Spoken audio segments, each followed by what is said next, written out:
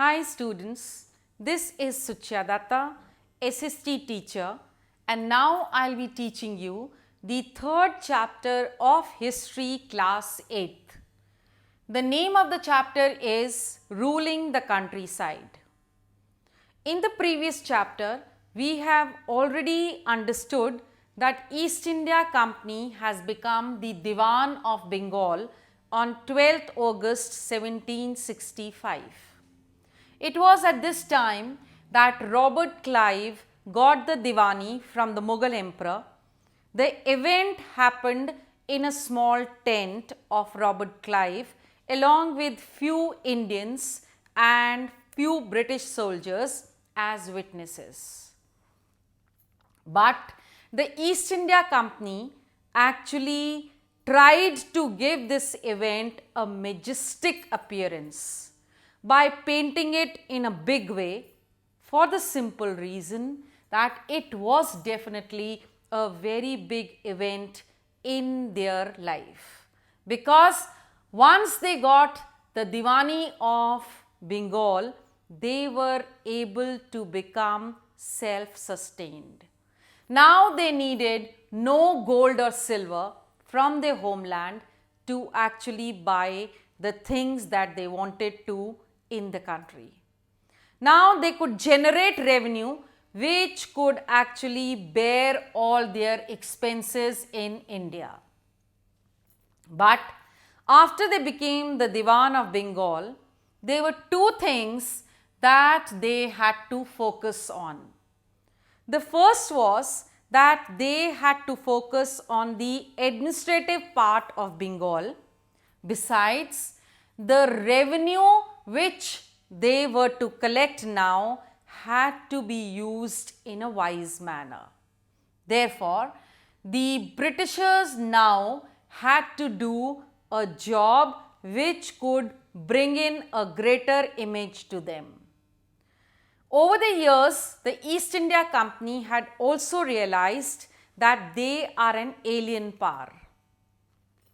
And in order to have a hold on Indian soil, they have to first of all see that the local rulers, that is the Rajas, Zamindars, Nawabs, they are crushed. But they knew that they have to somehow control them. They cannot be eliminated because they have been there on the Indian political scene for centuries.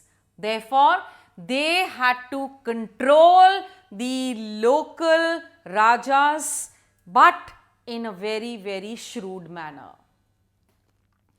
After this, we see that once getting the Diwani of Bengal, the Britishers started collecting more and more revenue, and before 1865, for everything they needed, they had to get gold and silver from England.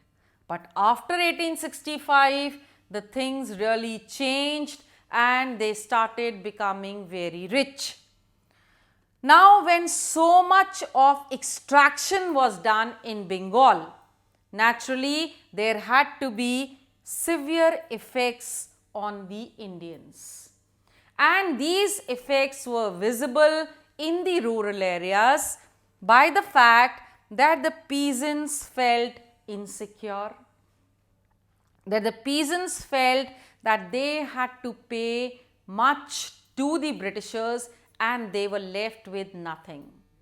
So the improvement in agriculture was not done, and which led to impoverishment.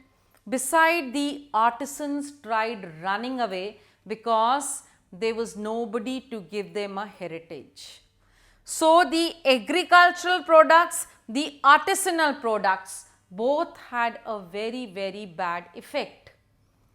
Then, to add to the woes of the Indians, there took place a terrible famine in India.